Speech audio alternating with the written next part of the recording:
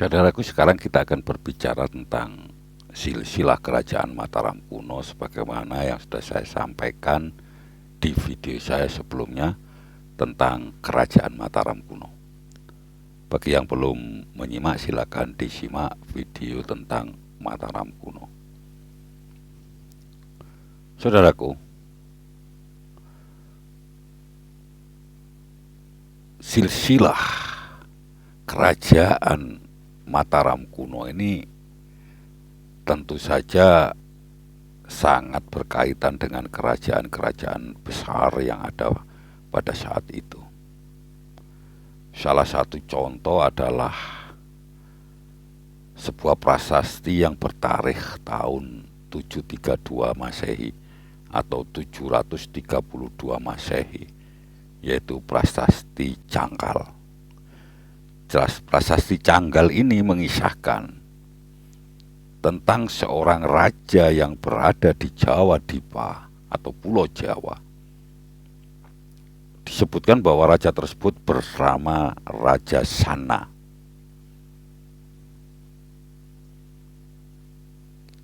Sepeninggal Raja Sana membuat kerajaan Jawa tersebut menjadi terpecah belah, menjadi kacau dikarenakan adanya perebutan kekuasaan. Tidak diketahui apakah Raja Sana ini memiliki keturunan atau tidak. Yang jelas Raja Sana meninggal dan terjadilah kekacauan di kerajaan Jawa tersebut. Inilah yang menjadi awal atau cikal bakal terbentuknya kerajaan Mataram kuno. Dikisahkan bahwasanya Raja Sana ini memiliki saudara perempuan yang pada waktu itu bernama Sanaha. Sanaha ini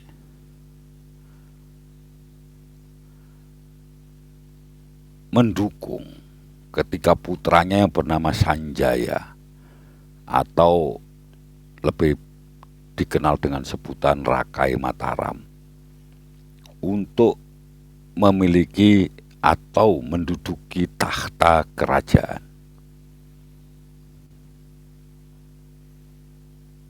Rakai Mataram inilah yang akhirnya menjadi pemimpin awal di kerajaan Mataram kuno dari tahun 732 sampai dengan tahun 760 Masehi.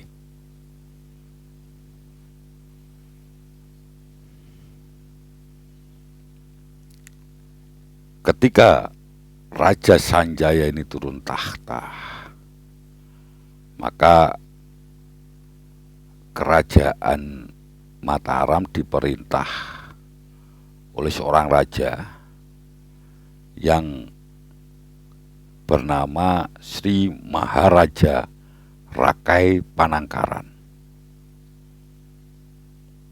Sebagaimana diketahui, Sri Maharaja Rakai Panangkaran ini merupakan putra dari Raja Sanjaya atau Rakai Mataram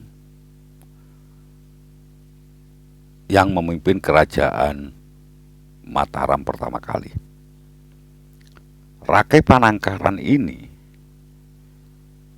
memerintah kerajaan Mataram selama 20 tahun, yaitu dari tahun 760 Masehi sampai dengan tahun 780 Masehi.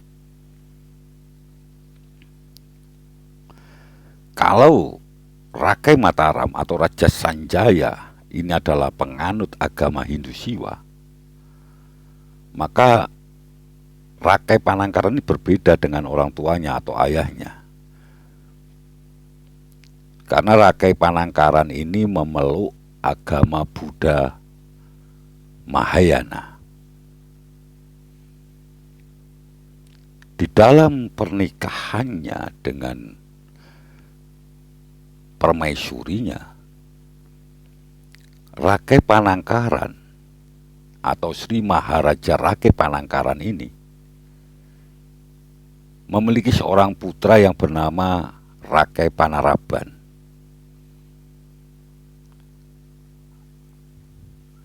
Rakai Panaraban ini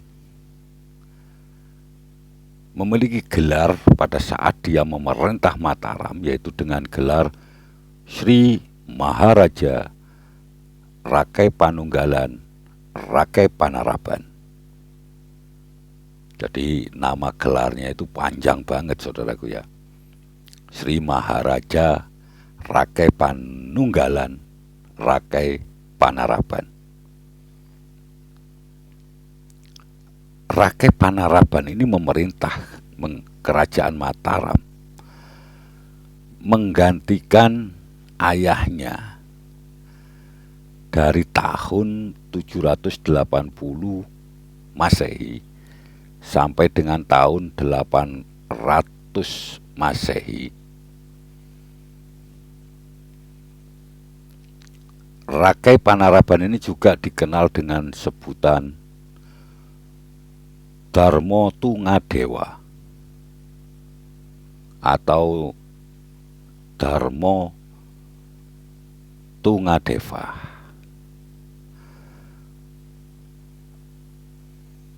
Dikisahkan bahwasanya Rakai Panaraban ini memiliki 2 orang istri, yang salah satunya adalah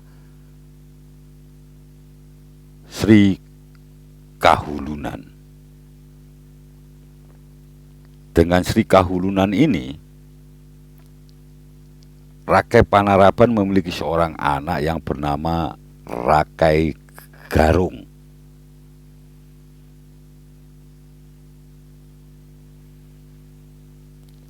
Dari istri yang lain, Rakai Panaraban juga dikaruniai seorang putra dan diberi nama Rakai Diamana atau Rakai Warak Diamana. Berdasarkan literatur catatan sejarah, disebutkan bahwa ketika Rakai Panangkaran turun takhta, kerajaan Mataram ini terpecah menjadi 2, yaitu menjadi Mataram Hindu yang diperintah oleh dinasti Sanjaya,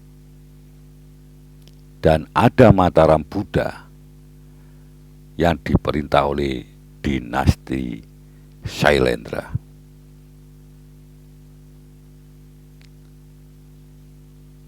Di dinasti Shailendra yang memerintah Mataram Buddha ini, tercatat bahwa ada nama Dharanendra yang merupakan raja pertama yang memerintah kerajaan Mataram Buddha. Dharanendra ini juga masih keturunan dari Rakai Panangkaran. Setelah Dharanendra ini meninggal dunia, kerajaan Mataram Buddha ini dipimpin oleh seorang raja yang bernama Samaratungga. Samaratungga ini adalah seorang raja yang mendirikan salah satu candi terbesar, yaitu Candi Borobudur, yang didirikan pada tahun 850 Masehi. Raja Samaratungga memiliki anak yang diberi nama Pramoda Wardani.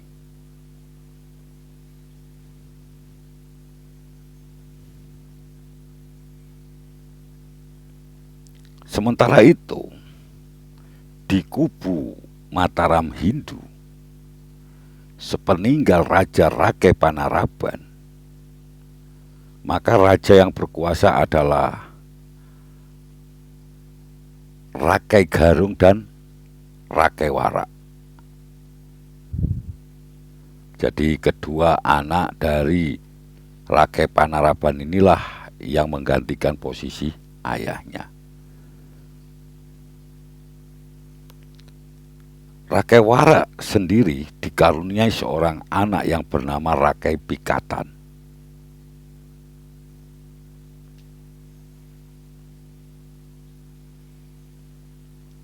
Dan sebagaimana diketahui, Rakai Pikatan pun menggantikan posisi ayahnya menjadi raja.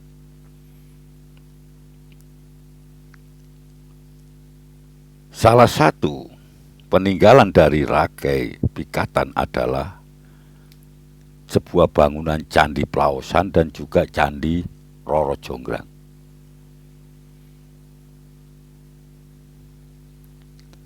Disinilah saudaraku, akhirnya Mataram kuno bisa menjadi satu kembali setelah Rakai Pikatan ini menikah dengan Pramoda Wardani yang merupakan anak dari Raja Samaratungga dari Mataram Buddha. Boleh dikatakan bahwa pernikahan antara Rakai Pikatan dengan Pramoda Wardani ini sebagai pernikahan politik, sehingga bisa menyatukan kembali kerajaan Mataram Hindu dan Buddha.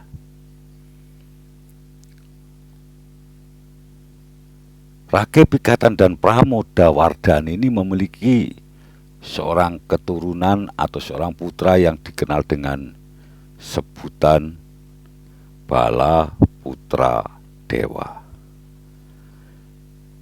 Menurut catatan sejarah, setelah Samaratungga meninggal dunia, Bala Putra Dewa ini dikisahkan atau ditulis, diketahui bahwa dia memberontak.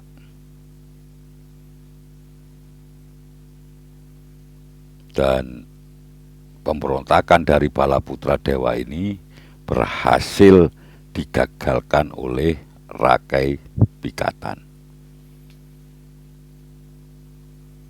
Dengan demikian, Bala Putra Dewa pun melarikan diri ke Sumatera dan menempatkan atau mendirikan sebuah kerajaan baru, yaitu Kerajaan Sriwijaya.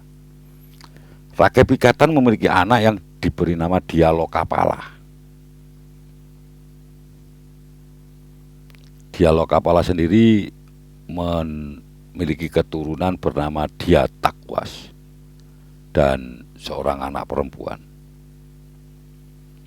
Anak perempuannya inilah yang kelak akan dinikahkan dengan Rakai Panumwangan dan menjadi raja.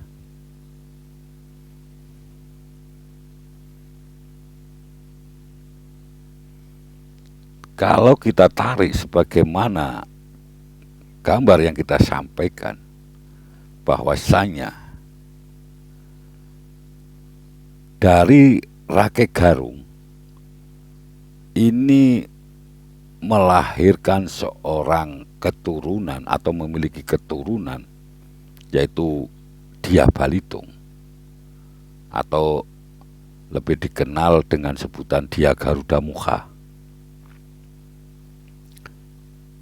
Dia Garuda Mukha atau Dia Balitung ini memiliki putra atau memiliki keturunan yang bernama Dia Daksotama dan lebih dikenal dengan sebutan Empu Daksa. dia Daksotama atau Mpu Daksa ini memiliki keturunan bernama Dia Tulodong. Dia Tulodong memiliki putra bernama Diawawa. Diawawa inilah yang merupakan raja terakhir dari Mataram kuno. Diawawa memindahkan kerajaan Mataram kuno ini dari Jawa Tengah menuju Jawa Timur. Di Jawa Timur ini nama kerajaan Mataram kuno pun diganti menjadi Kerajaan Medang dan diperintah oleh dinasti Isyana. Setelah Diawawa turun tahta meninggal dunia, dia digantikan oleh Empu Sindok yang menjadi raja pertama dinasti Isana. Empu Sindok sendiri memiliki putra bernama Tunggawijaya atau bergelar Sri Isana Tunggawijaya dan menikah dengan Sri Lokapala. Dari pernikahan tersebut memiliki anak yang diberi nama Sri Makutawangsa Wardana.